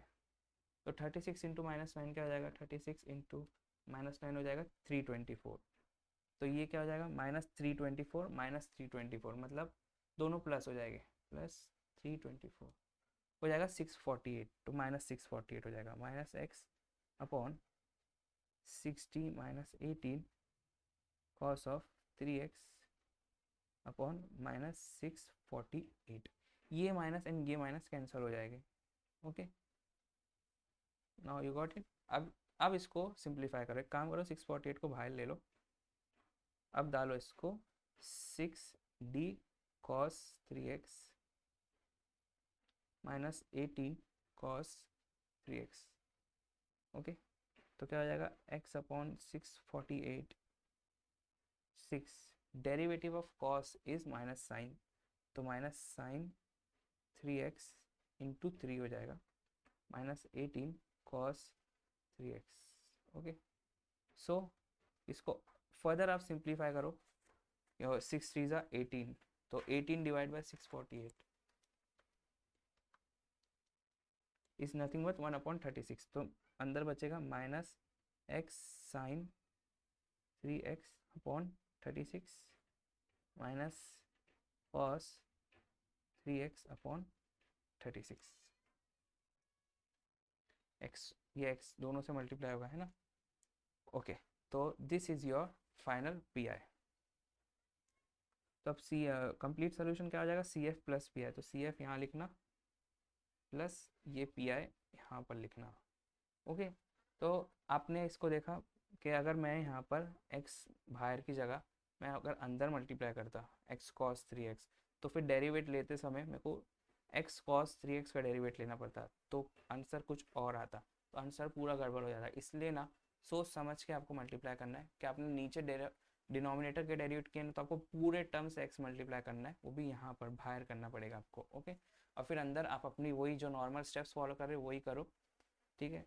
इसको रैशनलाइज करें हमने, फिर डी स्क्वायर की जगह डाले, फिर 648 आया, एंड देन फिर इसको हम और किए। ओके, सो आपने देखे कैसा इतना इजीली ये सॉल्व हो गया, क्या अगर जीरो भी आता है तो बहुत इजीली सॉल्व हो जाता है, और कितना जल्दी सॉल्व हो गया। वही अगर आप 4 फॉर्मूले यूज़ करके इसको करते तो इतना जल्दी आंसर नहीं आता, और 4 फॉर्मूले भी आपको याद करने पड़ते। Okay, now let's solve another last question of this type, तो आपको और बेटर आइडिया हो जाएगा कि हुआ क्या है। So the question is d minus 1 the whole square into d square plus 1 is equal to e raised to x plus sine square x by 2। तो लेट्स सॉल्व दिस क्वेश्चन। तो first step हमारा क्या रहेगा, operator form में लाने का। तो ये ऑलरेडी ऑपरेटर फॉर्म में है ना, तो बस हमें वो लिखना है, और f of D into Y is equal to five करना है। अब फाइव देखो, फाइव है इतना बड़ा, कुछ ना कुछ तो है यहाँ पर। ओके, तो फाइव ज़ीरो नहीं है, फाइव कुछ एग्जिस्ट कर रहा है, तो इसकी वजह से पी आई बनेगा यहाँ पर। तो इसकी वजह से सोल्यूशन होगा y is equal to C F plus P I होगा, है ना। एग्री करते हो? ओके, अब सेकेंड स्टेप हमारा क्या रहता था, सी एफ निकालने का रहता था। ओके, तो सी एफ में हम क्या करना था, ऑक्सिलरी इक्वेशन लिखना था। तो ऑक्सिलरी इक्वेशन हम लिखते हैं यहाँ पर है d minus one the whole square into d square plus one y is equal to zero. Y नहीं आएगा यहाँ पर, sorry, is equal to zero. अब इसके ना रूट्स चाहिए हमें, तो अब फर्स्टली मैं इसके दो मेथड्स बता दूँ आपको इसको कैसे सॉल्व करने का। ओके, तो फर्स्ट अगर मैं टू स्क्वायर लिखूँ तो कैसे लिख सकते हो, टू इंटू टू लिख सकते हो टू स्क्वायर को, हाँ। तो इसके वजह से यहाँ पर d minus one the whole square को मैं लिख सकता हूँ d minus one into d minus one लिख सकता हूँ। ओके, एंड देन फिर d square plus one is equal to zero. अभी देखो यहाँ पर हो जाएगा d minus one is equal to zero, and फिर ये वाला d minus one is equal to zero, and फिर d square plus one is equal to zero. तो इससे क्या हो जाएगा, डी की एक वैल्यू आ जाएगी वन, इससे आ जाएगी डी की वैल्यू वन, इससे आ जाएगी d square is equal to minus one. तो डी क्या हो जाएगा, is equal to under root of minus one, वो भी प्लस माइनस। तो under root of minus one क्या होता है, आई होता है, तो प्लस माइनस आई। तो इससे आपको चार रूट्स मिल गई, 1, plus minus i. Okay, now इसको एक और एक मेथड से सॉल्व कर सकते हैं, क्या, कैलकुलेटर में डाल के। कैसे डालेंगे इसको कैलकुलेटर में? तो फर्स्टली ये ब्रैकेट को खोलो। देखो मैं पहले वही का वही इक्वेशन लिखता हूँ यहाँ पर, square minus 1 d square plus 1 is equal to 0। ये A minus B the whole square का है ना, फॉर्मूला यहाँ लग सकता है। तो क्या लगेगा, d square minus 2ab 2d minus plus b square 1, okay, into d square plus 1 as it is equal to 0। अभी क्या करो, अभी हर एक टर्म को मल्टीप्लाई करो इसी से, मतलब ब्रैकेट खोल दो इन शॉर्ट। तो D square into d square क्या हो जाएगा, d raise to 4, d square minus 2d into d square क्या हो जाएगा, minus 2d cube, plus 1 into d square plus d square हो जाएगा। फिर अब डी स्क्वायर इंटू 1 हो जाएगा plus d square, minus 2d into 1 हो जाएगा minus 2d, and plus 1 into 1 हो जाएगा 1 इक्वल टू 0। अब क्या हो जाएगा, d raise to 4 minus 2d cube plus 2d square minus 2d plus 1 is equal to 0। अभी आप ये कैलकुलेटर में डालना, जो फोर्थ ऑर्डर सॉल्व करता हो कैलकुलेटर, उसमें ये वैल्यूज़ डालना, तो आपको मिलेगी डी के वैल्यूज़ प्लस आई माइनस आई कॉमा 1 मिलेगी। अब क्योंकि 3 वैल्यूज़ मिल रही है और ये फोर्थ ऑर्डर है, मतलब लास्ट वाली वैल्यू एक बार रिपीट हुई है, तो 1,1। ओके, तो आप सी एफ कैसे लिखोगे? तो सी एफ या तो आप पहले कॉम्प्लेक्स को कंसिडर करो या तो पहले इसको कंसिडर करो। तो मैं पहले इसको करता हूँ, 1,1 रिपीट हो रहा है, तो क्या हो जाएगा, C1 plus C2x e raise to x, and फिर प्लस माइनस आई। तो प्लस माइनस आई मतलब अल्फा 0 हो गया, तो ई रेस टू 0x हो जाएगा, plus C3 cos of x plus C4 sine of x हो जाएगा। क्योंकि अल्फा 0 है तो ई रेस टू 0x 1 हो जाएगा, तो इसलिए वो लिखा नहीं मैंने, समझा आप? बस। अब अगर आप उल्टा भी लिखते तो 24 चलता। कैसे? अगर आप पहले कॉम्प्लेक्स कंसिडर करते तो e raise to 0x C1 cos of x plus C2 sine of x, फिर आप ये कंसिडर करते plus C3 plus C4 x e raise to x. तो one and the same, both are one and the same, क्योंकि ये C1 C2 C3 C4 तो constant है, वो कुछ भी हो सकते हैं, तो वो किसी के साथ भी दो आप मतलब मीनिंग सेम आती है। अब हम चलते स्टेप नंबर 3 पे, जो कि है पी आई निकालने में, जो कि बहुत मेन इंपॉर्टेंट स्टेप रहता है। तो पी आई निकालने के लिए हमारे पास फॉर्मूला था, P I is equal to 1/f(d) into five. अभी देखो फाइव क्या है हमारा, 1/f(d) इंटू फाइव है हमारा e raise to x plus sine square x by two, E raise to x plus sine square x by two. Okay, ये हमारा five है। अगर आप ध्यान से देखो तो ई रेस टू एक्स जो हमारा टाइप 1 है, और साइन स्क्वायर एक्स ये टाइप 2 नहीं है हमारा। टाइप 2 जो था हमारा वो साइन एक्स था और कॉस एक्स था, सिंपली साइन एक्स और कॉस एक्स, उनका स्क्वायर नहीं था हमारे पास, तो यहाँ पर साइन स्क्वायर एक्स आ गया, तो ये तो कोई टाइप में फॉल नहीं करता। लेकिन हाँ, एक ट्रिग्नोमेट्रिक में फॉर्मूला होता है स्क्वायर को, मतलब साइन स्क्वायर एक्स को कॉस में कन्वर्ट करने का, और या फिर वाइस वर्सा बोल सकते हैं, कॉस को साइन स्क्वायर एक्स में कन्वर्ट करने का, जो कि double angle formula. Double angle formula आपको याद रहना चाहिए, क्योंकि वो बहुत सारी जगह यहाँ पर काम आएगा आपको, एंड देन फर्स्ट ऑर्डर में हमने देखे तो उसका यूज़ तो वहाँ भी काम आया था, and double integration triple integration में भी उसका काम आएगा। तो डबल एंगल फार्मूला क्या था हमारा, cos of 2 theta is equal to 1 minus 2 sine square theta होता है। ओके, तो अब यहाँ से मैं साइन स्क्वायर थीटा को क्या लिख सकता हूँ, sine square theta can be written as 1 minus cos of 2 theta upon 2। Okay, तो अब साइन स्क्वायर थीटा की जगह मैं लिखता हूँ x by 2 can be written as 1 minus cos of 2 into x by 2 upon 2। Okay, ये 2 कैंसिल हो जाएगा, तो क्या बचेगा, 1 minus cos of x upon 2। अब मैं ये 2 दोनों को देता हूँ, तो 1/2 minus cos of x by 2 हो जाएगा, है ना। तो मैं इस चीज़ को इससे रिप्लेस कर सकता हूँ, क्या नहीं कर सकते, आराम से कर सकते हैं। So let us replace it, 1/f(d) e raise to x plus 1/2 minus cos x by 2। Okay, अभी क्या करना, अभी ब्रैकेट खोल के ये सबको मल्टीप्लाई कर दो तो क्या हो जाएगा 1/f(d) e⁻x plus 1/f(d) 1/2 minus 1/f(d) cos x/2। ये है हमारा पी आई, है ना। तो अभी ये एक साथ सॉल्व करना बहुत कॉम्प्लिकेट हो जाएगा, इसलिए हम इसको क्या करते हैं, इसको बोलते हैं PI1, इसको अलग सॉल्व करते, इसको अलग सॉल्व करते PI2 एंड इसको अलग सॉल्व करते PI3। ओके, फिर लास्ट में इनको क्लब कर देंगे। तो लेट अस सॉल्व PI1। तो PI1 क्या है हमारा 1/f(d) e⁻x है। ओके, सो 1/f(d) की वैल्यू डालो आप। f(d) ये डालेंगे ना हम, ये तो नहीं डाल सकते हम डायरेक्टली ये डालते d⁻4 माइनस 2d³ ठीक है, plus 2d² minus 2d plus 1।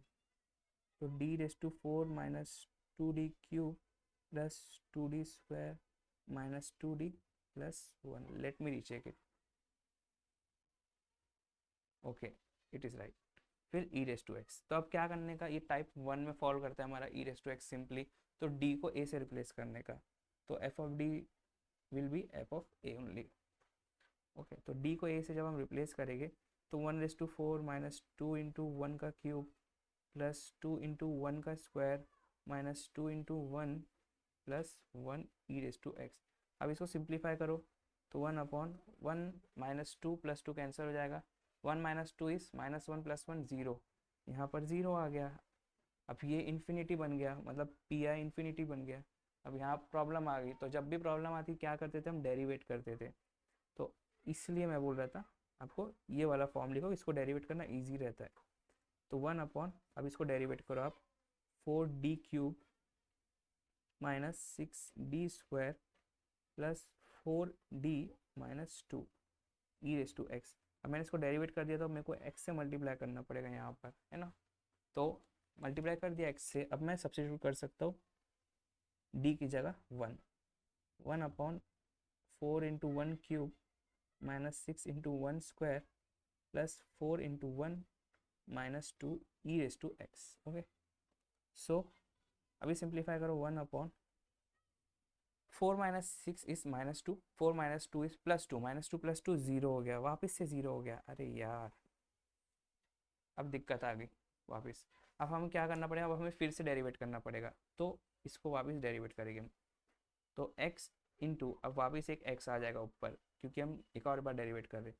1/4d³ का डेरिवेट क्या हो जाएगा, 3 4 12d² minus 6 2 12d plus 4 e⁻x। अब सब्स्टिट्यूट करो 1 तो क्या हो जाएगा, x² 1/12 into 1² minus 12 into 1 plus 4 e⁻x। Okay, तो 12 12 का आंसर 4 बचेगा नीचे, तो x² e⁻x divide by 4 is your PI1। Okay, PI1 तो इजीली हम निकाल दिए, तो PI1 की जगह पर हम ये डाल देंगे। तो देखो यहाँ पर ना दो टाइप का कॉम्बिनेशन आ गया था, ई और कॉस दोनों आ गया था, इसकी वजह से हम इसको स्प्लिट कर दिए, क्योंकि हम एक साथ दो टाइप नहीं सॉल्व कर सकते, बहुत कॉम्प्लिकेट हो जाएगा, इसलिए हम इसको अलग से सॉल्व किए PI1 को। ठीक है, अब हम PI2 को सॉल्व करते हैं। तो लेट्स सॉल्व PI2। तो PI2 क्या है हमारा 1/f(d) और यहाँ था हाफ, है ना। अब ठीक है, 1/f(d) को लिखो एज इट इज, क्या है 1/f(d) d⁻4 minus 2d³ d⁻4 minus 2d³ plus 2d² minus 2d plus 1। Okay, into यहाँ पर है हाफ। अब ये हाफ तो एक कांस्टेंट नंबर है, तो इसको यहाँ फेंकने के लिए हम इसलिए यहाँ पर एक e⁻0x ला देते हैं, इंट्रोड्यूस कर देते हैं। ओके, e⁻0x की वैल्यू 1 हो जाएगी। अब हाफ को फेंको बाहर। अब यहाँ पर a की वैल्यू है 0, तो यहाँ डालो 0⁻4 minus 2 into 0⁻3 plus 2 into 0⁻2 minus 2 into 0, ये सब के सब 0 हो जाएंगे और बचेगा नीचे सिर्फ और सिर्फ 1। तो इसका आंसर क्या आ जाएगा, e⁻0x का आंसर होता है 1, तो इसका आंसर आ जाएगा 1/2 सिंपली। तो PI2 हमारा आ गया 1/2. Okay, now we will solve PI3.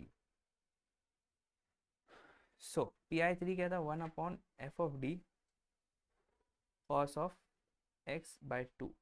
Okay, एक काम करो, पहले हाफ बाहर फेंक दो, 1/2 को बाहर फेंक दो, तो अंदर क्या बचा, 1/f ऑफ d क्या है, d⁴ minus 2d cube plus 2d square minus 2d plus 1 into cos of x. अब ये कॉस वाला टाइप हुआ है ना, तो इसके अंदर हमें d स्क्वायर की जगह माइनस a स्क्वायर से रिप्लेस करने का. तो a क्या है हमारा, a है 1 है, तो a स्क्वायर हो जाएगा, 1 का स्क्वायर इज 1 और माइनस a स्क्वायर इज -1. तो मतलब d स्क्वायर की जगह हमें -1 पुट करना है. तो 1/2 1 अब यहाँ d स्क्वायर नहीं है, यहाँ पर d⁴ है, तो d square into d square कर सकता हूँ मैं, हाँ आराम से, -2 इंटू डी क्यूब को क्या कर सकता हूँ, d square into D plus 2d square minus 2d plus 1. सबको स्क्वायर के टर्म में ला दिया मैंने. ओके, अभी मैं रिप्लेस करता हूँ d स्क्वायर की जगह क्या, -1 को, तो -1 into -1 -2 into -1 d plus 2 into -1 -2d plus 1 cos of x. Okay, now इसको थोड़ा सिंप्लीफाई करते हैं अपन, -1 इंटू -1 प्लस 1 हो जाएगा, तो यहाँ पर 1 बचेगा, minus minus plus 2d. Okay, -2 -2d plus 1 cos of x. ये plus 2d minus 2d cancel हो गए, 1 - 2 इज -1 एंड -1 प्लस 1 बिकम 0. तो यहाँ तो दिक्कत आ गई, 1/0 आ गया कॉस ऑफ x. ओके, अब ये 1/0 आ गया, यहाँ पर तो दिक्कत हो गई हमें कि 0 नहीं आना चाहिए, क्योंकि इन्फिनिटी हो जाएगा ना फिर PI. अब 0 नहीं आना चाहिए, उसके लिए क्या करना पड़ेगा हमें, इस चीज़ को वापस हमें यहाँ पर ला के डेरीवेट करना पड़ेगा. तो क्या डेरीवेट करेंगे, पहले तो 1/2 तो बाहर था है ना, इंटू 1 अपॉन, ओके, d⁴ का डेरिवेट हो जाएगा 4d cube minus 2 3 6d square plus 4d -2 into cos x. यहाँ डेरिवेट तो कर दिया डिनोमिनेटर को, लेकिन x भी तो देना पड़ेगा ना इनको, तो यहाँ पर x से मल्टीप्लाई कर देंगे, तब क्या हो जाएगा, x/2 यहाँ आएगा into 1/4 d square into D लिख सकता है इसको, हाँ, -6d square plus 4d -2 cos of x. अब d स्क्वायर की जगह मेरे को डालना है -1, तो let's put it, x/2 1/4 into -1 d -6 into -1 plus 4d -2 cos of x. Okay, let's simplify it further, x/2 upon 1/, ये -4d हो गया, ये +6 हो गया, -1 प्लस ये +4d हो गया एंड ये -2 हो गया cos ऑफ x. ये +4d एंड -4d कैंसिल हो गए है ना, तो अंदर क्या बचा, x/2 6 - 2 इज 4 और ऊपर है cos x. अब 2 4 ज़ा 8, तो क्या बचा, x cos x/8 is our PI3. Okay, now finally हमारा PI क्या था, इनको क्लब करना है ना, PI1 plus PI2 minus PI3 था, तो PI1 क्या है हमारा, PI1 आया हमारा x² e⁴,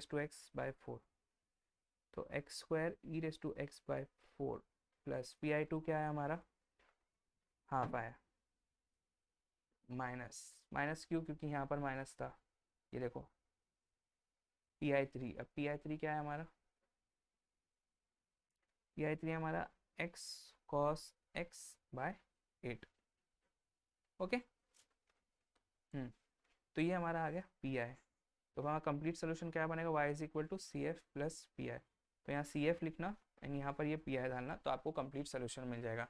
आई होप आपको ये आइडिया क्लियर हुआ होगा, क्योंकि एग्जाम में यूजुअली ना ऐसे टाइप मिक्स करके देते हैं आपको, सिंपली टाइप 1 टाइप 2 बहुत मतलब वो क्वेश्चंस भी आते हैं, लेकिन मोस्टली ना ऐसा टाइप मिक्स करके देते हैं कि टाइप 1 एंड टाइप 2 मिक्स कर दिए. तो जैसे यहाँ पर टाइप अगर मिक्स कर दिए ना, तो थोड़ा लेंदी जाता है क्वेश्चन, लेकिन ये क्वेश्चन बहुत ज़्यादा मार्क्स का आता है, तो ये वर्थ करता है. तो अगर मिक्स करते हैं ना, तो आप खुद से स्प्लिट कर देना, यहाँ पर मिक्स वाला लिखना पहले, ठीक है, फिर अपने टाइप में लेके आना और फिर उसको ब्रैकेट खोल के स्प्लिट करना और फिर अलग अलग निकालना, एक साथ नहीं सॉल्व करने आना। एक साथ भी आएगा आंसर लेकिन बहुत कॉम्प्लिकेट हो जाएगा और एरर्स के चांसेस बहुत बड़े आएंगे, इससे अलग निकालना। जैसे PI1 तो ये नॉर्मली टाइप 1 हमने सॉल्व किए, 2 बार 0 हुआ तो एक्स स्क्वायर ऐड कर दिए यहाँ पर और 2 बार डेरिवेट किए। PI2 तो नॉर्मल था एंड PI3 में भी 1 बार 0 हुआ तो एक्स ऐड किए एंड देन नॉर्मल टाइप 2 की तरह सॉल्व हो गया। तो आई होप आज का पूरा लेक्चर आपको समझा होगा। कल के मतलब नेक्स्ट लेक्चर स्टार्ट करने से पहले मैं थोड़ा सा एक रिकैप दे दूंगा आपको इस चीज़ का। अब नेक्स्ट लेक्चर में हम कवर करेंगे टाइप 3 एंड टाइप 4। सो अभी के लिए गुड बाय, टेक केयर।